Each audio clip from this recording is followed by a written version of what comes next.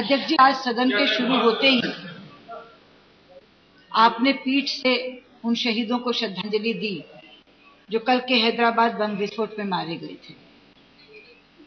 अध्यक्ष जी, ये बहुत ही दुर्भाग्यपूर्ण हादसा है, बेहद दर्दनाक और शर्मनाक भी।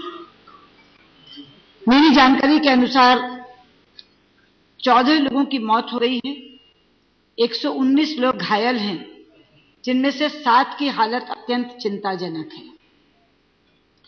अध्यक्ष जी, ऐसे प्रसंग एक दूसरे पर दोषारोपण करने का अवसर नहीं देते, बल्कि एकजुट होकर, दृढ़ संकल्पित होकर आतंक का सामना करने का अवसर देते हैं। लेकिन वो सामना करना तभी संभव है जब हमारी सोच में आतंक से लड़ने की समानता हो। मुझे केवल दुख इस बात का है कि देश में एक सम सोच, एक समान सोच आतंक से लड़ने की नहीं बन रही। बहुत बार आतंकवादियों के मानवाधिकारों की पैरवी करते हुए हम उनके खिलाफ नरमी बरतने की बात करते हैं।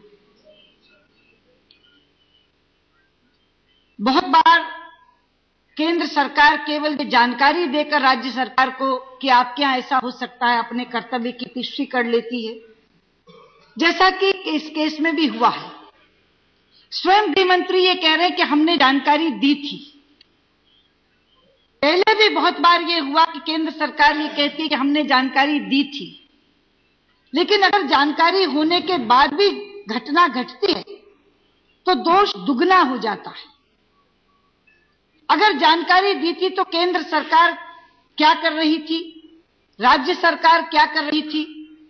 अगर जानकारी के बावजूद, और ये जानकारी के बावजूद कि रेकी हुई थी, आतंकवादी अपना काम करने में सफल हो जाते हैं, निर्दोष लोगों को मारने में सफल हो जाते हैं, तो क्या हम केवल जानकारी देकर हाथ पर हाथ धरे बैठे रह सकते हैं?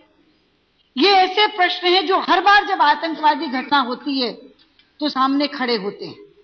लेकिन जैसा मैंने कहा कि अगर आतंकवाद से लड़ने की एक समान सोच देश में तैयार हो जाए और हम सब ये समझ लें कि आतंक को किसी मजहब की दृष्टि से नहीं देखना, आपस में बंटना नहीं है, बल्कि आतंकवादी का कोई धर्म नहीं होता, आतंकवादी का कोई रंग नहीं होता, आतंकवादी सिर्फ आतंकवादी होता है, ये सोचकर पूरा का पूरा देश इकट्ठा होकर के इसका सामना करने लगे तो जो हम ग्लोबल टेररिज्म की बात करते हैं और लोगों से लड़ने की बात करते हैं, अंतर्राष्ट्रीय जगत में अन्य देशों को साथ लेने की बात करते हैं, उससे पहले देश को एक होना होगा।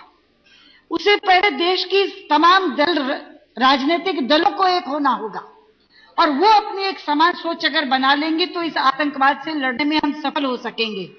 हम इंतजार कर रहे थे कि शायद आज सदन शुरू होने से पहले गृह मंत्री आएंगे और वो तथ्यों से हमें अवगत कराएंगे और क्या उन्होंने किया है और क्या अब तक की जानकारी है, सदन को इसकी जानकारी मिलेगी। लेकिन जैसा कि अभी संसदीय कार्य मंत्री ने बताया कि वो अभी तक पहुंचे नहीं हैं और 2 बजे वो इसका जवाब यहां देंगे, तो मुझे लगता है कि प्रारंभिक बात मैंने आज जो कहनी थी वो कही है। 2 बजे जब उनका जवाब आएगा तब हम उसकी जानकारी के आधार पर अपनी आगे की बात रखेंगे और 2 बजे इसी विषय को आप लें, ये मैं आपसे अनुरोध करूंगी। धन्यवाद।